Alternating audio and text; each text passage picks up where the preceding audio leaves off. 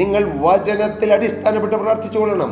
രോഗം വരുമ്പോൾ അയ്യോ എനിക്ക് രോഗമാണേ എന്ന് പറഞ്ഞ് നിങ്ങൾ ആകുലപ്പെടരുത്, നിങ്ങൾ നിരാശപ്പെടരുത്, സങ്കടപ്പെടരുത്, നിങ്ങൾ മരിച്ചു പോകുമെന്ന് നിങ്ങൾ ചിന്തിക്കരുത്. ഇല്ല, ഞാൻ ജീവനോടെ ഇരുന്ന് എൻ്റെ ദൈവത്തിൻ്റെ പ്രവർത്തികളെ വർണ്ണിക്കും. എൻ്റെ യേശു എനിക്ക് സൗഖ്യം തരും.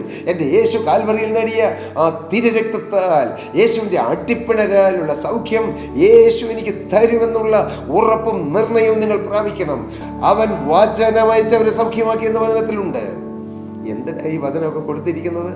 ഈ വചനം നാം കയ്യിലെടുത്ത്, വചനമാകുന്ന ആയുധം കയ്യിലെടുത്ത് നാം പ്രാർത്ഥിക്കണം.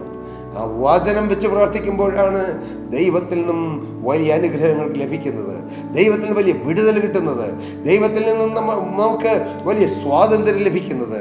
എൻ്റെ പ്രിയപ്പെട്ട സഹോദരങ്ങളെ, അത് ശരീരത്തിൽ രോഗമാകട്ടെ, മനസ്സിലെ രോഗമാകട്ടെ, ആത്മാവിൽ ബാധിച്ച രോഗമാകട്ടെ, എല്ലാം ഇതിൽ തീരും.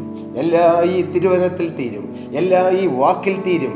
ഈ വാക്കിൻ്റെ ശക്തി അതിഭയങ്കരമാണ്. കർത്താവിന്റെ സ്തോത്രം. വചനത്തിൽ നിങ്ങൾക്ക് ആശ്രയിക്കാമോ? വചനത്തിലേക്ക് തിരിയാമോ?